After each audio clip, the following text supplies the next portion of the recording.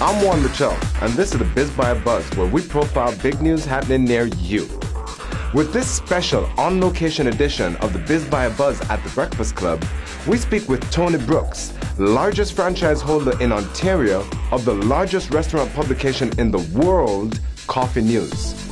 Tony's brand of delivering unique content for businesses near and far has exploded in recent years, earning him many honors in the region, including this exclusive captured in the River Room of the London Museum. All right, so good morning, Tony. How you doing? Good morning, Juan. I'm doing great. Excellent. Welcome to the BizBioBuz segment of the Breakfast Club. Thank you. Now, what is it your business is? It's Coffee News, which is a restaurant newspaper that's distributed through restaurants, coffee shops, pizzerias. It's a customer service tool for restaurants that allows people to have something to read while they're waiting for their order or having a coffee.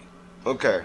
So there's some amount of an advertising medium as well involved there, right? Yes, it is. Because most people eat and shop 3 to 5 miles from their home, the idea is Coffee News allows local small businesses very affordable and exclusive advertising to target the people in their neighborhood. Basically, they're branding themselves to their neighbors. Right. And Coffee News is across Ontario, across Canada?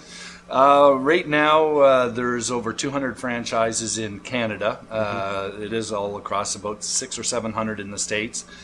Plus, we're licensed or franchised in about 48 other countries. So about 50 countries, and it's in 11 languages. Global. Global. So what makes Coffee News different from any other print medium? Newspaper, magazines, etc. Well, it is a niche market. It is a customer service tool for restaurants, and it's great for whether you want to do a home business or if you want to grow it bigger.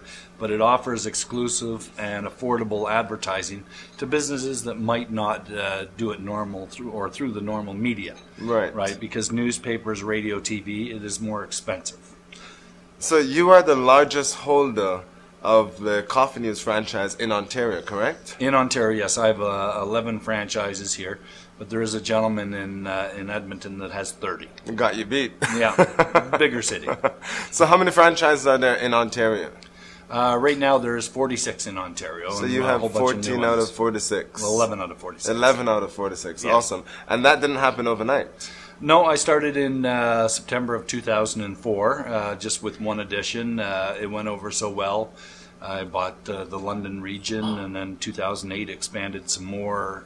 Last year I bought another couple of editions, and then I just bought Sarnia and Lambton County edition. Now, since 2004, for the past 9 years, you've seen a certain amount of consistency in your growth and expansion. However, it's not all what it seems. You've had some trials along the way.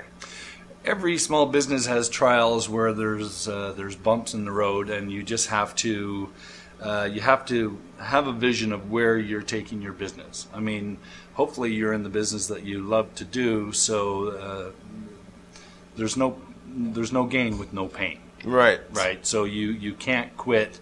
You have to just muddle through it. And I find when you work harder to get past those spots, right? And I mean that's where you have to be willing to do to succeed. What are some of the pains that you think you've gone through? Well, there's actually a lot. There's some restaurants that don't allow Coffee News because of the exclusive contracts, some of the bigger chains. It is new to some people. It was brand new in Southern Ontario when I started it.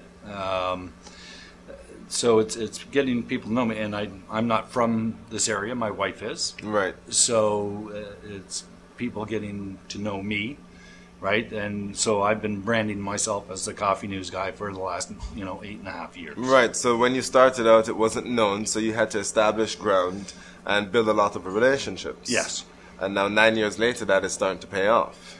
Yes, and I mean, you keep on going, but you come up with a process of how you're going to work it, right? And once you do it once, then you just have to copy it. But it's still a lot of legwork, right? You still have to be out there every single day, and you have to think of it as a job for someone else, even though it's for yourself. You have to work 8 hours a day. Right. But actually, as a business owner, you have to work about 12 hours a day and 6 or 7 days a week, right? You have to live it because it's your business, and you're trying to get everybody to know what it is. I mean, in a way, because I'm a media, it's easier, right? Because I'm in over 600 restaurants now, right? So it's, but you have to keep building that and have a vision for where you want to take your business. Right, so not only do you have to have a vision, but you have to understand that it takes a little bit of work. And as a business owner, for the people starting out, or even the people who are establishing their businesses now, they need to know that you got to put in a little bit extra work in order to get the fruits of your labor. Oh, there's a ton of sweat equity, right? You have to do, networking events like this one, belonging to the chambers, going to trade shows, home shows. There's just a ton of stuff that you have to do, and I mean, you talk to people that have business 20 years, and they're still doing it. Right. Right. It never ends. You don't get there and then get to sit back and enjoy. You know, people aren't going to pay you $1 million to run your own business, right? You have to. You're just replacing a job with your own business, and that's what you have to look at it as. Like, this is what I enjoy to do, and at first you're going to have less money than you would at a job. Right. Right. But you can't be motivated by money when you do a business. It's a sort of end result that if you carry that passion and you do it, the money will come. Exactly. Right. Stick and stay and you'll get your pay. Exactly. Very nice. Yeah. You like that, huh? So what kind of advice do you think you'd, for somebody just starting up, for somebody pursuing an ideal, a dream, what type of advice? Let's just say, make it more personal, if it was your son or, a close friend. What kind of advice would you give them in order to achieve their goal? Well, I think you have to do numerous things. You have to talk to people that have been in business, right? And the best way to do that is to go to networking events, belonging to the chamber, doing the home shows, getting that. But it's also using other small businesses, like I use a bookkeeper, because every business owner hates paperwork unless their job is paperwork, right? But that is the bane of every small business, is trying to keep up with all the paperwork. So get the, and you don't have to use them all the time and stuff like that, but get their advice. Yes. Right, and that's get the advice of peers, people that have made it, right? And I've been very fortunate with the people I've met, because business owners can talk about the business to each other, right, and they learn from each other, right? And that's just, it's a code.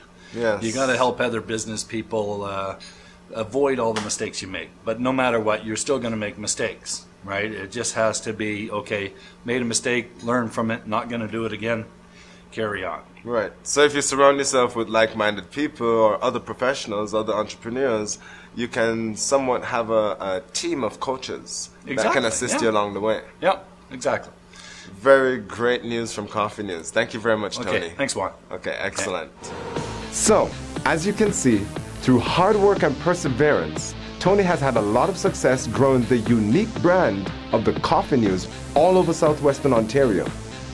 Thanks for watching the BizBioBuz, and be sure to tune in next time.